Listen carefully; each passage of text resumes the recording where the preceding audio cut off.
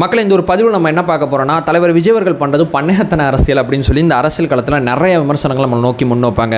இவருடைய அரசியல் பயணத்தில் இவர் என்னென்ன மாதிரி நிகழ்ச்சிகளை நடத்தியிருக்காருங்கிறது விரல் விட்டு எண்ணிடலாங்க. எப்போ பூத் கமிட்டி, எப்போ பரந்தூர், எப்போ இது, எப்போ இது 5 தாங்க பண்ணியிருக்காரு, 6 தாங்க பண்ணியிருக்காரு அப்படின்னு சொல்லி ஒரு விமர்சனத்தை பார்த்தீங்கன்னா அந்த அரசியல் களத்தில் முன் வச்சுக்கிட்டே இருப்பாங்க. நீங்கள் அத்தனை பேருமே கவனிச்சிருப்பீங்க. நம்மளாம் சில சகோதரருக்கும் நம்ம கட்சி சரியாக ஆக்டிவாக இல்லையே, இன்னும் கொஞ்சம் ஆக்டிவாக பண்ணால் இன்னும் பயங்கரமாக அடித்தா இன்னும் நல்லா இருக்குமே அப்படிங்கிற சின்ன மாற்று கருத்து உங்களுக்கும் இருக்கலாம். இந்த வீடியோவில் பார்த்தீங்கன்னா நம்ம பண்ணுறது பண்ணையத்தன அரசியல்னு சொல்கிறாங்கல்ல, அவங்களுக்கு சரியான பதிலடி கொடுத்துடலாம். எப்படி பதிலடியாக இருக்க முடியும்? நம்ம என்ன அரசியல் பண்ணுறோம், எந்த பாணியில் அரசியல் பண்ணுறோம், எந்தெந்த பாயிண்ட் ஆஃப் வியூவில் நம்ம அரசியல் பண்ணுறோம், நம்ம பண்ணுற அரசியலை பொதுமக்களுக்கு நம்ம தெளிவாக எடுத்து கூற வேண்டியது நம்மளுடைய கடமையாக இருக்குது. ஏன்னா அந்த விமர்சனம் அப்படியே ஏறிக்கிட்டே போகுது. எல்லா கட்சியும் இதை பயன்படுத்திக்கிறாங்க. ஏன்னா இது தப்புங்கிறது விமர்சிக்கக்கூடிய அத்தனை பேருக்குமே தெரியும். இருந்தாலும் பார்த்தீங்கன்னா பொதுமக்கள் மத்தியில் நம்ம பேரை கெடுக்கணும் அப்படிங்கிற ஒரே காரணத்துக்காண்டி பார்த்தீங்கன்னா இந்த விமர்சனத்தை முன்வைக்கிறாங்க. இதை பற்றி ஒரு தெளிவாக இந்த வீடியோவில் கொடுத்துடலாம்னு நினைக்கிறேன். ஒன்றா தெளிவாக நம்ம பார்க்கலாம். உற்சாக வணக்கங்கள். வாங்க பதிவுக்குள்ளே போகலாம். இப்போ முதல் விஷயம் மக்களே, தாவேக்காவோட அரசியல் நிர்வாகம் சார்ந்த அரசியல். நிர்வாகத்தை தவிர்த்து தாவேக்கா எதுவுமே பேசாது. என்ன நிர்வாகம் சார்ந்த அரசியல்? அதாவது நிர்வாகத்தை தொடர்ச்சியாக கண்காணிக்கும். இந்த நிர்வாகத்தில் எதுவும் தவறு இருந்தால் அந்த தவறை சுட்டி காட்டும். அந்த தவறை அடுத்த கட்டம் போய் அந்த தவறை எதுவும் சரி பண்ண முடிஞ்சுன்னா, ஆர்ப்பாட்டம் போராட்டம் அந்த மாதிரி நடத்தி அந்த தவறை சரி பண்ண முடிஞ்சுன்னா அடுத்த கட்டம் போகும். சரி பண்ண முடியலன்னா நிர்வாக தவறை சுட்டி காட்டுறதோட நிப்பாட்டிக்கும். மூணாவது பிரதானமான விஷயம், இந்த நிர்வாக தவறை நீதிமன்றம் மூலமாக சரி பண்ண முடியும்னா நீதிமன்றத்தையும் தாவேக்கா அணுகும். நீதிமன்றம் மூலமாக அந்த தவறை சுட்டி காட்டுறதுல ரொம்ப தெளிவாக இருக்கும். அது மட்டும் இல்லாமல் இந்த நிர்வாகம் தடுமாறும் போது பார்த்தீங்கன்னா இந்த நிர்வாகத்துக்கு சரியான பரிந்துரையும் நிரந்தர தீர்வையும் பார்த்தீங்கன்னா தாவேக்கா தொடர்ச்சியாக வழங்கும். அதே நேரத்தில் இந்த நிர்வாகத்தில் நல்ல விஷயம் நடந்தாலும் தாவேக்கா பாராட்டும். ஸோ நிர்வாகத்தை தவிர்த்து தாவேக்கா வேறு எதுவுமே பேசாது. ஏன்னா தலைவர் விஜய் அவர்கள் பார்த்தீங்கன்னா சினிமா வாழ்க்கையை முற்றுப்புள்ளி வச்சு அரசியல் களத்துக்கு வந்தது சிறந்த நிர்வாகத்தை கொடுக்க. நிர்வாகத்தை தவிர்த்து தாவேக்கா இது வரைக்கும் ஒரு வார்த்தை பேசினது கிடையாது. கட்சியோட தலைவரில் ஆரம்பித்து கட்சியோட 2ஆம் கட்ட தலைவர் வரைக்கும் யாருமே எதுவுமே பேச மாட்டாங்க. வந்த இலக்கு சிறந்த நிர்வாகத்தை கொடுக்க. அந்த நிர்வாகத்துக்கு நம்ம என்னென்ன பண்ணணும், என்னென்ன செய்யணுங்கிறத மட்டும்தான் தாவேக்கா பேசும்.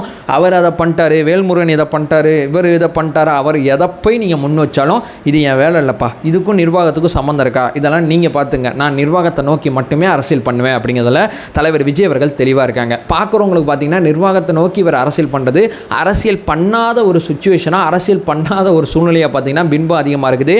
ஏன்னா மற்ற அரசியல் கட்சிகள் பார்த்தீங்கன்னா மைக்க நீட்டினா எல்லாத்தையும் பேசுவாங்க. அதை பேசுவாங்க, இதை பேசுவாங்க, அதை பண்ணுவாங்க, இதை பண்ணுவாங்க, வாய்க்கு வந்த கதைகளை பேசுவாங்க, பயங்கரமாக இவரை ஒரு நாள் எதிர்ப்பாங்க, இவரை ஒரு நாள் ஆதரிப்பாங்க, இந்த மாதிரிலாம் பேசுவாங்க. இந்த மாதிரி அரசியல்லாம் நம்ம பண்ணுறது கிடையாது இல்லை. அதனால் இந்த அரசியல் இவங்க பார்வையில் பார்த்தீங்கன்னா பண்ணையத்தன அரசியலாக இருக்குது.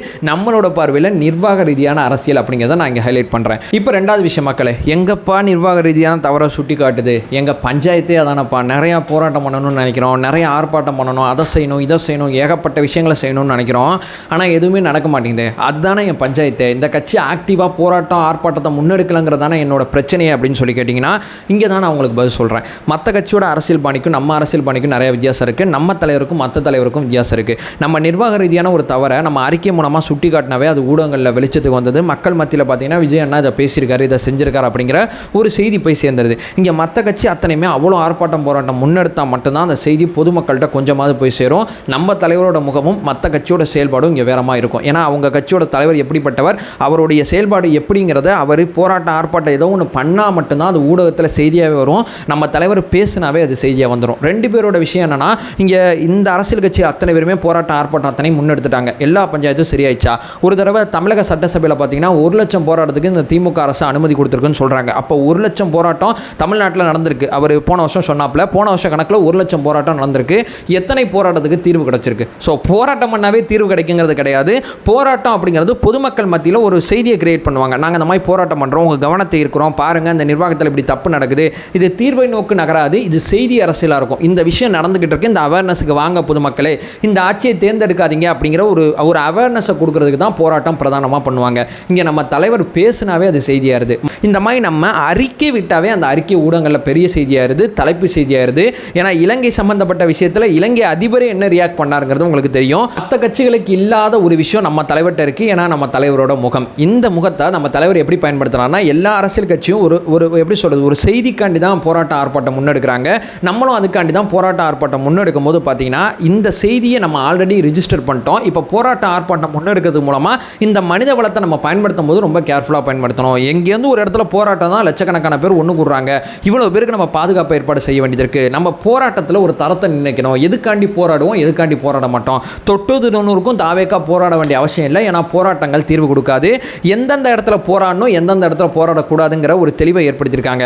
ஸோ விஷயத்தில் பார்த்தீங்கன்னா தமிழ்நாடு முழுக்க போராட்டம் பண்ணி நீதிமன்றம் போனாங்க. ஏன்னா அது பெரிய செய்தியாகணும். ரெண்டாவது பார்த்தீங்கன்னா அஜித்குமார் அவர்கள் சம்மந்தப்பட்ட விஷயத்தில் ஒரு அஜித்குமார் ஊடகத்துக்கு வந்துட்டார். அந்த மாதிரி இறந்து போன 24 பேரை நான் ரெஜிஸ்டர் பண்ணோம், அதுக்காண்டி நான் போராடுவேன். இந்த மாதிரி மிக முக்கியமான போராட்டங்கள் நம்ம நடத்தணும். அதை தாண்டி பார்த்தீங்கன்னா தொட்டது தொண்ணூறுக்கும் மற்ற அரசியல் கட்சி செய்கிற அந்த பாணி நமக்கு செட் ஆகாது. ஏன்னா நம்ம தலைவட்ட ஒரு முகம் இருக்குது. ஏன்னா இவங்க அத்தனை பேருமே போராட்டம் ஆர்ப்பாட்டம் பண்ணுறது தீர்வுகளை நோக்கி நகர்றது கிடையாது. அது செய்தி அரசியல் கிரியேட் பண்ணுறதுக்கு நம்ம அறிக்கையை அந்த செய்தி அரசியலை கிரியேட் பண்ணிடுது. அப்படிங்கிறதான் நம்ம தலைவரோட அரசியல் பாணியாக இருக்குது. இது புரியாமல் பார்த்தீங்கன்னா போராட்டம் பண்ணாரா, ஆர்ப்பாட்டம் பண்ணாரா, அவர் இத்தனை போராட்டம் பண்ணார், இவர் அத்தனை போராட்டம் பண்ணார், இவர் இத்தனை செய்தியாளர் சந்திப்பு நடத்தினார், அவர் எதை நடத்தினார் அப்படிங்கிற பல்வேறு விதமான கேள்வி கேட்குறாங்க. நான் இப்போ செய்தியாளர் சந்திச்சேன்னா அந்த பிரச்சனை முடிஞ்சிருமா? நான் ரோட்டில் உட்காந்தானா அந்த பிரச்சனை முடிஞ்சிருமா? நான் இதை செஞ்சால் அந்த பிரச்சனை முடிஞ்சிருமா? எதை செஞ்சால் எது முடியும் தெரிஞ்சாதான் அதை செய்வார் தலைவர். அதை விட்டுட்டு பார்த்தீங்கன்னா மற்ற அரசியல் கட்சி ஒரு டெம்ப்ளேட்டில் பயணிக்கிற மாதிரி தாவேக்கா எதிர்பார்த்தீங்கன்னா தாவேக்கா அப்படிலாம் செயல்படாது. அப்படிங்கிறது நம்மளுடைய ரெண்டாவது பாயிண்டாக இருக்குது. இப்போ மூணாவது பிரதானமான விஷயம், பாதிக்கப்பட்ட மக்களை தலைவர் விஜய் அவர்கள் சந்திக்காமல் இருந்ததே கிடையாது. நல்லா கவனித்து பார்த்தா அத்தனை பேருக்குமே தெரியும், அரசாங்கத்தால் பாதிக்கப்பட்ட மக்களை தலைவர் விஜய் அவர்கள் சந்திச்சிருவாங்க. என்னப்பா சொல்கிற அப்படின்னு சொல்லி கேட்டிங்கன்னா, இப்போ நீட் விஷயத்தில் அனிதா அவர்கள் இறந்து போனாங்க. அவங்களுக்கு தகுதியும் திறமை இல்லாமல் அவங்க இறந்து போனாங்களா? தகுதியும் திறமை இருக்குது. இந்த அரசாங்கம் அந்த குழந்தையை படிக்க வைக்கல. அதனால அந்த அரசாங்கத்தின் தோல்வி காரணமாக நீட்டில் பார்த்தீங்கன்னா அனிதா இறந்து போனாங்க.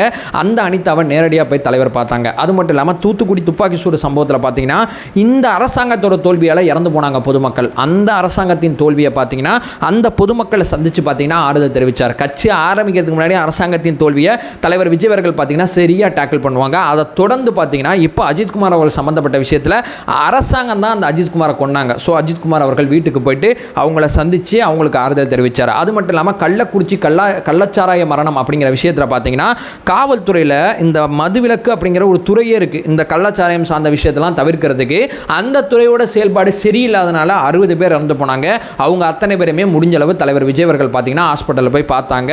அந்த சிகிச்சை சார்ந்த விஷயத்தெல்லாம் கேட்டாங்க. இந்த மாதிரி எங்கெங்கே அரசாங்கம் தோற்று போதோ அங்கங்கெல்லாம் தலைவர் விஜய் அவர்கள் இருப்பாங்க. எந்தெந்த போராட்டம் உண்மைக்குமே அரசாங்கம் அந்த கோரிக்கையை நிறைவேற்றணும் இருக்கோ அந்த போராட்டக்காரர்களையும் தலைவர் விஜய் அவர்கள் சந்திப்பாங்க.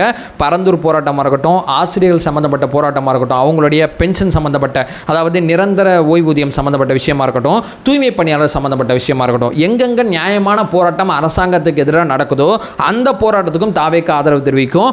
அரசாங்கத்தால் பாதிக்கப்பட்ட மக்களை பார்த்தீங்கன்னா தாவேக்காவோட தலைவர் விஜய் அவர்கள் நேரடியாக சந்திப்பார். இந்த அரசியல் பணியும் தாவே கேட்டது இருக்குது. நாலாவது பிரதானமான விஷயம், இன்னும் நிறையா பேரை கட்சியில் சேர்க்கணுங்க. கட்சியில் வர்றவங்க அத்தனை பேரும் அப்படி சேர்த்தா தானே கட்சி மாசாக இருக்கும் அப்படின்னு சொல்லி கேட்டிங்கன்னா, தாவேக்கால யார் வேணால் பயணிக்கலாம், எந்த விதமான பிரச்சனையும் இல்லை. வர்றவங்க அத்தனை பேருமே எனக்கு நிர்வாகியாக பட்டம் கொடுங்க, எனக்கு இந்த பதவி கொடுங்க, எனக்கு அந்த பதவி கொடுங்கன்னு சொல்லி கேட்குறாங்க. அதனால தாவேக்கா அங்கே கொஞ்சம் கேர்ஃபுல்லாக ஹேண்டில் பண்ணுது. என்ன சொல்கிறாங்கன்னா, இந்த கட்சியில் 2,95,580 பேர் இருக்காங்க. இவங்க 2 கேட்டகரியாக பிரிக்கலாம். ஒன்று விஜய் மக்கள் இயக்கத்தில் தொடர்ச்சியாக தலைவர் விஜய் அவர்களோட நம்பிக்கை பெற்றவங்களாக இருக்கட்டும், அல்லது தலைவரோட ரொம்ப வருஷமாக பயணிக்கிறவங்களாக இருக்கட்டும், அவங்க அந்த கட்சியில் பொறுப்பில் இருப்பாங்க. அதாவது எந்தவித எதிர்பார்ப்பும் இல்லாமல் என்ன நம்பி வந்த சகோதரர்களுக்கு நான் பொறுப்பு கொடுத்து அழகு பார்க்குறேன் அப்படிங்கிறது தலைவரோட முதல் பாணியாக இருக்குது. ஏன்னா அவங்க எல்லாருமே உண்மையாக நேர்மையாக இருப்பாங்க தலைவருக்கு. அந்த உண்மையும் நேர்மையும் தலைவர் விஜய் அவர்கள் பார்த்தீங்கன்னா ரொம்ப ரொம்ப அப்ரிஷியேட் பண்ணுறாரு. ரெண்டாவது பார்த்தீங்கன்னா தன்னுடைய இலக்குக்கு இந்த மாதிரி ஒரு படை வீரர்கள் தான் தேவை அப்படிங்கிறதுல ரொம்ப தெளிவாக இருக்கார். அதே நேரத்தில் இந்த பக்கம் திரும்பி பார்த்தீங்கன்னா தன்னுடைய கொள்கையை, தன்னுடைய கோட்பாட்டை, தன்னுடைய சித்தாந்தத்தை யார் உள்வாங்கியிருக்காங்களோ அவங்களுக்கு பார்த்தீங்கன்னா தாவேக்கா கட்சியோட அலுவலகம் திறந்திருக்கும். அவங்க கட்சியில் இணையலாம். அவங்க பார்த்தீங்கன்னா பதவி பொறுப்பு ஆட்டோமேட்டிக்காக அவருக்கு தலைவர் கொடுப்பாரு. ஏன்னா இந்த 2 பேரை வச்சு தான் தலைவர் ஒரு இலக்கை வச்சு சிறந்த நிர்வாகத்தை கொடுக்கணும் அப்படிங்கிற இலக்கை வச்சு தன்னுடைய அரசியல் வாழ்க்கையை ஆரம்பிச்சிருக்காரு. ஒன்று, என்னை ரொம்ப நாள் ரொம்ப நேர்மையாக உண்மையாக நேசித்த நம்பின சகோதரர்கள். ரெண்டாவது, என்னுடைய இலக்கு மதச்சார்பற்ற சமூக நீதி கொள்கைகள் அப்படிங்கிற இந்த அரசாங்கத்தோட இலக்கை அடைகிறதுக்கு ஹெல்ப் பண்ணக்கூடிய சகோதரர்கள். இந்த 2 சகோதரர்கள் சகோதரிகள் மட்டும்தான் எனக்கு தேவை. இவங்க தான் என்னுடைய சோல்ஜர். ஸோ இந்த சோல்ஜர் தான் நான் தேர்ந்தெடுக்கக்கூடிய அத்தனை பேரும் பார்த்தீங்கன்னா ரொம்ப ரொம்ப முக்கியமானவங்க. நீங்கள் யார் வேணால் வாங்க தாவேக்கால இணைங்க, பொறுப்பு கேட்காதீங்க. பொறுப்பு கேட்கறதுக்கு இந்த கட்சியில் ஒரு தகுதி இருக்குது, ஒரு திறமை இருக்குது அப்படிங்கிறத தலைவர் விஜய் அவர்கள் பார்த்தீங்கன்னா ரிஜிஸ்டர் பண்ணுறாங்க. அதனால தான் பார்த்தீங்கன்னா பல மாற்றுக் கட்சி தோழர்கள் பார்த்தீங்கன்னா தாவேக்கால இணைய உள்ளே வருவாங்க. பொறுப்பு கிடையாது அப்படின்னு சொல்லும்போது வெளியே போயிடுவாங்க. அப்போ பொறுப்பு காட்டி தான் அப்போ நீ உள்ளே வர, அப்போ நீ எனக்கு வேணாம், எனக்கும் உன் இலக்குக்கும் சம்மந்தமே இல்லை, வா வா எல்லா கட்சியிலும் வா, வர்றவன் போகிறவன் அத்தனை பேர் வா, உனக்கு இந்த பதவி. இந்த அன்வர் ராஜாலாம் திமுகவுக்கு போகும்போது பார்த்தீங்கன்னா இலக்கிய பொறுப்பு கொடுத்து விட்றாங்க. இங்கே அதிமுகலேருந்து நிறைய பேர் வெளியே வந்தவங்கன்னா திமுகவோட மாவட்ட செயலாளர் இருக்காங்க, அமைச்சர்களாக இருக்காங்க. இந்த அரசியல் பாணி எனக்கு வேணாம், இவங்கெல்லாம் யூஸ்லெஸ், எந்த விதமான புண்ணியம் கிடையாது. என்னுடைய அரசியல் புரிதல் இருக்கிறவங்க, என்னுடைய நம்பிக்கையை பெற்றவங்க, அவங்க மட்டும்தான் தாவேக்கால பார்த்தீங்கன்னா பொறுப்பில் இருக்கணும் அப்படிங்கிறதுல தலைவர் விஜய் அவர்கள் பார்த்தீங்கன்னா ரொம்ப தெளிவாக இருக்காங்க. இப்போ 5வது கடைசியான ஒரு விஷயம் சொல்கிறேன். அரசாங்கத்தோட தவற சுட்டி காட்டுறது, பரிந்துரை கொடுக்கறது, அதை பண்ணுறது இதை பண்ணுறது எல்லாம் ஓகே.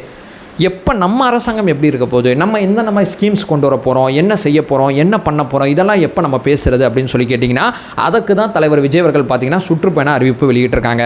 மக்களை போய் நேரடியாக சந்தித்து அவங்க பிரச்சனை உணர்வுபூர்வமாக கேட்டால் மட்டும்தான் மக்களுக்கு என்ன தேவைன்னு நம்மளால் சொல்ல முடியும். தலைவர் விஜய் அவர்கள் பார்த்திங்கன்னா இது வரைக்கும் தன்னுடைய அரசாங்கத்தோட ஸ்கீம்ஸ் எப்படி இருக்கும், திட்டங்கள் எப்படி இருக்கும், அதை பற்றிலாம் பெருசாக பேசியிருக்க மாட்டாங்க. ஏன்னா அந்த வாக்குறுதி அப்படிங்கிறது மக்கள் சந்திப்புக்கு அப்புறம் நடந்தால் மட்டும்தான் தெளிவாக இருக்கும். ஏன்னா மக்களை சந்தித்து அவங்க உணர்வை உள்வாங்கின பிறகுதான் இவங்களுக்கு இது தேவை, இவங்களுக்கு இது தேவையில்லை, இவங்களுக்கு இது அதிகமாக தேவை, இவங்களுக்கு இது கம்மியாக தேவை, இந்த பகுதி மக்களுக்கு இது தேவையாக இருக்குது, இந்த பகுதி மக்களுக்கு அது தேவையாக இருக்குன்னு சொல்லி தமிழ்நாடு முழுக்க நம்ம பயணித்தா மட்டும்தான் நம்மளால் அந்த விஷயத்தை நல்லா உள்வாங்க முடியும். அந்த விஷயத்தை உள்வாங்கும் போது தான் நம்மளால் அந்த சிறந்த நிர்வாகத்தை கொடுக்க முடியும். நிர்வாக ரீதியான சில விஷயங்களை நம்ம பேச முடியும். தலைவர் விஜய் அவர்கள் பார்த்தீங்கன்னா இந்த இடத்துல ரொம்ப தெளிவாக இருக்காங்க. என்னுடைய நிர்வாகம் சார்ந்த செயல் திட்டங்களை நான் பேசணும்னா அதற்கு முன்னாடி மக்களை சந்திக்கணும். மக்களை உணர்வுபூர்வமாக சந்தித்த பிறகு தான் என்னுடைய செயல் திட்டங்களை பற்றி நான் பேசுவேன். அது வரைக்கும் நான் பேச மாட்டேன். ஏன்னா நான் சிறந்த நிர்வாகத்தை கொடுக்க தான் சினிமா துறையை விட்டே வெளியே வந்திருக்கேன். நிர்வாக ரீதியாக ஒரு பக்கம் செயல்படுறேன். அந்த நிர்வாகத்தில் என்ன புதுமையை கொண்டு வரலாங்கிறத மக்கள் சந்திப்புக்கு அப்புறம் நான் பண்ணுவேன் அப்படிங்கிறதுல தலைவர் விஜய் அவர்கள் தெளிவாக இருக்காங்க. அதனால தான் நம்ம நிர்வாகம் சார்ந்த அடுத்தடுத்த விஷயங்கள் பார்த்தீங்கன்னா இப்போ வரைக்கும் பேசாமல் இருக்காங்க. மக்கள் சந்திப்புக்கு அப்புறம் பார்த்தீங்கன்னா நம்ம நிர்வாக வாக்குறுதிகள் பார்த்தீங்கன்னா தாவேக்கா கொடுக்கும், அதை பாருங்கள் அப்படியே ஆடி போயிருவீங்க அப்படிங்கிற ஒரு விஷயத்தை சொல்லிட்டு இவரோட அரசியல் புரியாமல் பண்ணையாத்தனை அரசியல் பண்ணுறாரு, அதை பண்ணுறாரு, இதை பண்ணுறான்னு சொல்லி புதிய அரசியல் பாணியை தமிழக அரசியல் களத்தில் உருவாக்கி வச்சுருக்காருங்க அந்த மனுஷன். அது புரியலைன்னா புரிஞ்சவங்கள்ட்ட கேட்டு தெரிவிச்சுங்க. வாய்க்கு அந்த பண்ணையாத்தனை விமர்சையெல்லாம் நீங்கள் தாவேக்கா நோக்கி வைக்காதீங்க அப்படிங்கிற ஒரு சின்ன ஒரு ரிக்வஸ்ட்டோட இந்த வீடியோ நான் என் பண்ணிக்கிறேன். நம்ம சேனல் ஃபர்தராக ஃபாலோ பண்ணிங்கன்னா பொலிட்டிக்கல் சார்ந்து மிக முக்கியமான பல்வேறு விதமான விஷயத்தை நம்ம பேசிகிட்டு இருக்கோம். நம்மளோட ஒரே நோக்கம் அறியாமை அகற்ற வேண்டும், அறியாமை அகற்றப்பட வேண்டும். Thank you so much.